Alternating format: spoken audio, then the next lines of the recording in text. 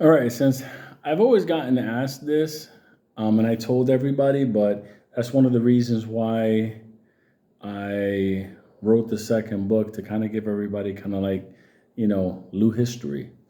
I was asked that again during the live, so what I decided to do is read chapter one, so you'll know exactly how I wound up on Wall Street as a kid.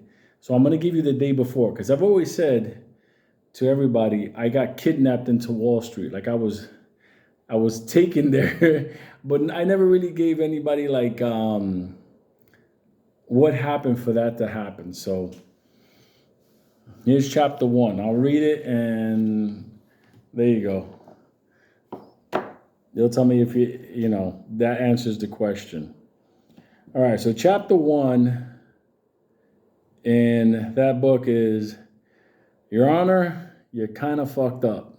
So that's the title for chapter one. You'll understand. Here's how it goes. Great. Now I'm chained to a serial killer. What started out as a perfectly good day just took a turn for the worse. Technically speaking, you couldn't make this shit up. But here I am handcuffed to a Jeffrey Dahmer motherfucker. Before I go to see the judge, let me introduce myself. My name is Luis Bravo, or Lou to my friends. That's you guys. I am 14 years old and I am facing 10 years in prison. Hold up. I just looked at who I'm cuffed to. Make that 50 years in prison. My attorney looks like he won the lottery. That is him in a slick suit looking like he was about to do some courtroom magic shit.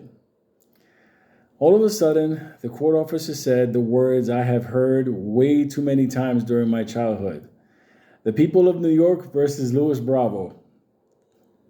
Excuse me while me and Jeffrey Dahmer take care of business.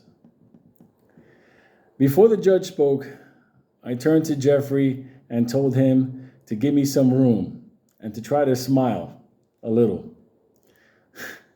Fucking guy kills a few people and walks around like he's the victim.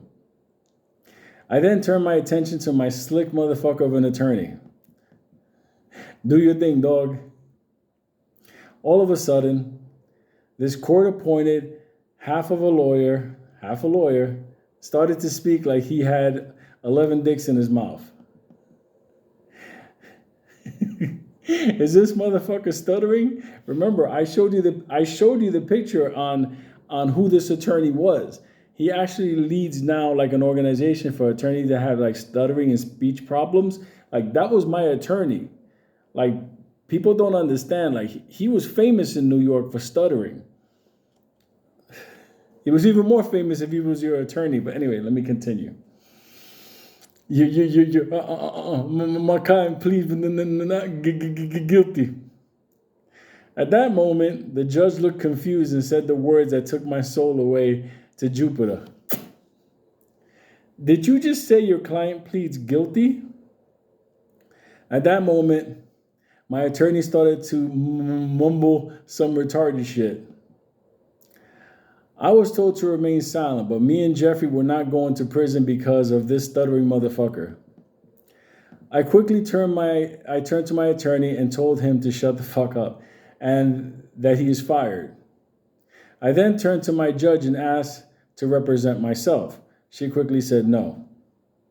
I was a kid. That's when my stuttering motherfucker started to speak again.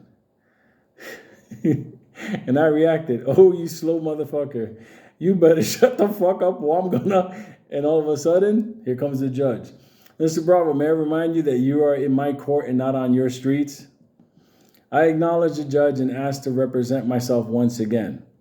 This time, the judge granted my request to proceed without the legal eagle standing next to me.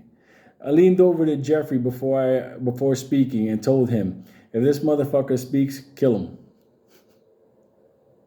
I actually told him, get him. Good afternoon, Your Honor. Good afternoon, Mr. Bravo. Your Honor, I plead not guilty, and technically speaking, you kind of fucked up here.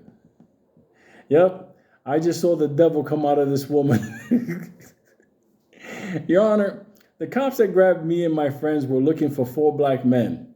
I don't know, Your Honor, but 3 Puerto Ricans and 1 black guy doesn't fit the description. The judge called the prosecutor to the bench, and I would have also approached the bench, but me and Jeffrey are currently busy keeping an eye on our attorney. Okay, Mr. Bravo, so you're telling me that you were not involved in the assault in Riverside Park this morning? No, I would never do that. I told her, I never go into that park. It's full of strange motherfuckers looking to do freaky shit in the bushes. Mr. Bravo, I think we don't need to hear any more about your views on our city parks. At that moment, my judge looked at the prosecutor and he gave the head nod to my judge. Then I heard those magic words once again.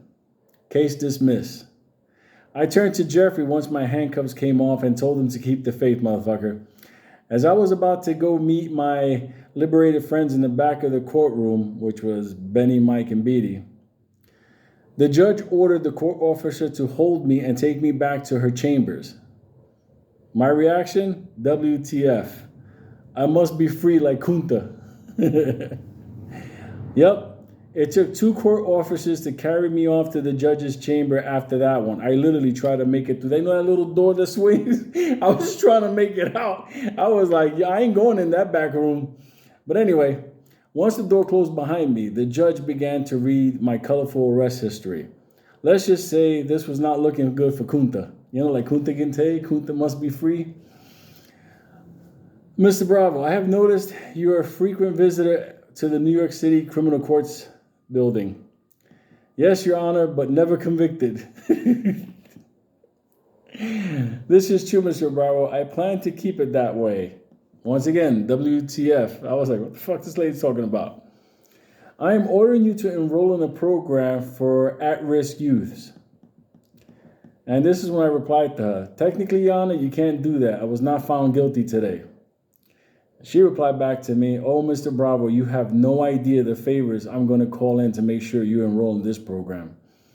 And I went back to her, Your Honor, like maybe we got off on the wrong foot here today. I like my current life schedule. I don't have the time to attend this incredible program you're talking about. With that said, the judge picked up her phone and had me removed from her chambers. Once I was tossed out of the judge's chambers, I turned around and faced the crowded courtroom and raised my hands in the air. Free at last, free at last. Great God Almighty, this Puerto Rican is free at last. Then I walked out of the court like a champion. Little did I know what the judge had planned for me tomorrow morning. P.S. I hope Jeffrey got a new attorney. Well, that's chapter 1. Well, all I can tell you is, the following day, my life changed. My life changed in a fast way. So if people wanted to know how I wound up on Wall Street, it was that judge. She enrolled me by force into a at-risk youth program that split my schedule in school, half of it being in school and half of it being down in a office that I guess changed my destiny. And that's where I met Richard and Graveyard, because they headed up the program. So that's chapter 1 of The Way of the Lou. So I'll release that book soon enough.